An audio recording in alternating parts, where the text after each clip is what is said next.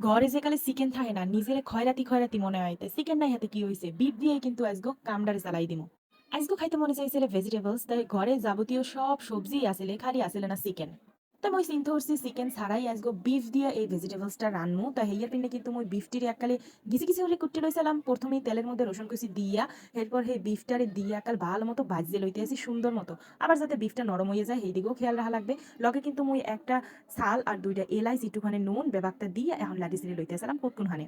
Normally chicken দিলে কিন্তু চিকেনটারে সুন্দর করে একটু বয়েল করে নিই তা আজকে এই বিফটার বয়েল টয়েল করবো না যেহেতু ছোট ছোট করে কাটছি একচুয়ালি বেবাকটা হয়ে যাইবে একটুখানি আদা রসুন দিয়ে লইছি এখন এই এর মধ্যে দিয়ে আর কোনো ধরনের ব্যাড স্মেল বা মশলার একটা কাঁচা কাঁচা স্মেল পাওয়া যাইবে না। তো যাই হোক এখন একটুখানি পানি দিয়েই লই যেহেতু কতক্ষণখানে এটারে ভালো মতো তেলের উপরে ভাজি লইছি এখন এটার মধ্যে অন্যান্য জিনিস মিশামো। তা প্রথমেই মুই গাজর দিয়ে লইছি কারণ যে কয়টা সবজি মুই আজগো এইটার মধ্যে অ্যাড করবো সব সবজির থেকে গাজরটা একটু বেশি শক্ত হেরপিনে গাজরটারে একেবারে ভালো মতো অবাই লইতে আসালাম পানিতে সেদ্ধ করে লইতে আসালাম। যেইনি গাজরটা একটু ইয়ে গেছে হেয়ের মধ্যে দিয়ে লইছি এখন ক্যাপসিকাম এই ক্যাপসিকামও কিন্তু ভালো সময় লাগে সেদ্ধ হওয়ার লেগে তা গাজরের চাইতে কম তা হেরপিনে ক্যাপসিকামটা দিয়ে কতক্ষণ লাড়ি সারিয়ে 2-3 মিনিটের মধ্যেই কিন্তু আবার ব্রকলিটাও দিয়ে লইছি।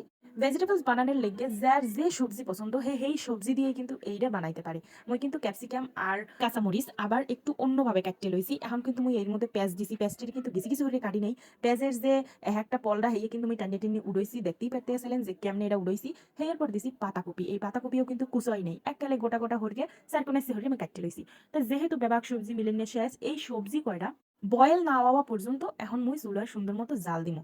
আর এই ভেজিটেবলসটা বানানো যে এত সোজা আর এইটা খাইতে যে এত মজা। তা যাই হোক এর মধ্যে কিন্তু মুই এখন একটুখানি সসও দিয়ে লইছি মোর হাতের দ্বারা অ্যাভেলেবেল যে সসটা আছে সেইটাই মুই দিয়ে লইছিলাম। মুই কিন্তু এটার মধ্যে নর্মালি যে টমেটোর একটা কেচাপ থাকে ওইটাই মিশাইছি। এরপর কিন্তু মুই এখন এর মধ্যে কর্নফ্লাওয়ারটা মিক্স করছি তাই মুই কিন্তু একালে 2 চামচের নাহান কর্নফ্লাওয়ার সুন্দর করে পানির মধ্যে গুললে রাখছি। কর্নফ্লাওয়ারটা যেই কতক্ষণখানে ভিজেই টিজেই রাখছি গুললে এরপর তো এর মধ্যে দিয়ে লইছি। এখন কিন্তু আর কোনো ধরনের পানি টানি দেওয়ার কোনো দরকার নাই সবজি একদম ভালো মতো পারফেক্টলি সবজি কটা বয়েল হয়ে গেছে। আর কর্নফ্লাওয়ার দেওয়ার কারণে কিন্তু সবজিটা সুন্দর মতো একটু গ্রেভি দেখা যাইতে আছে। এখন আমি এটার মধ্যে একটু গোলমরিচের গুঁড়ি অ্যাড করছি। আর যে জিনিসটা দিব সেইটা হইতেছে মিল্ক পাউডার। সবজি বা ভেজিটেবলস রান্না করার লেগে পারফেক্ট স্বাদ আনার লেগে কিন্তু এই পাউডার মিল্কটা খুবই দরকার। কেউ চাইলে স্কিপ করতে পারে তাই স্কিপ করলে কিন্তু এটার প্রপার টেস্ট পাওয়া যাবে না। হ্যাঁ এর পিনে কিন্তু মুই এই প্রপার স্বাদটার লেগে একটা সব জিনিস সুন্দর করে দিছি। দেখতেই পারতে আসলেন যে কালারটা কি ইয়াম্মি দেখা যাইতে আসলে এটা দেখতে যেরকম সুন্দর দেখা যাইতে আসলে খাইতে ওই রকমই মজার হয়েছে। যাই হোক এই জিনিসটা বানানো খুবই সহজ কেউ যদি মনে হয় সামটাইমস ক্রেভিং উঠতে যায় যে ভেজিটেবলস ফ্রাইড রাইস খাইবে হে কিন্তু খুব সহজেই ফ্রাইড রাইস ভেজিটেবলস দুইটাই বাসায় তৈরি করতে পারে। তাছাড়া যদি কেউ ঘরে এরকম হুটহাট করে চিকেন না থাকে সে কিন্তু চাইলে বিফ দিয়েও এই জিনিসটা বানাই খেতে পারে।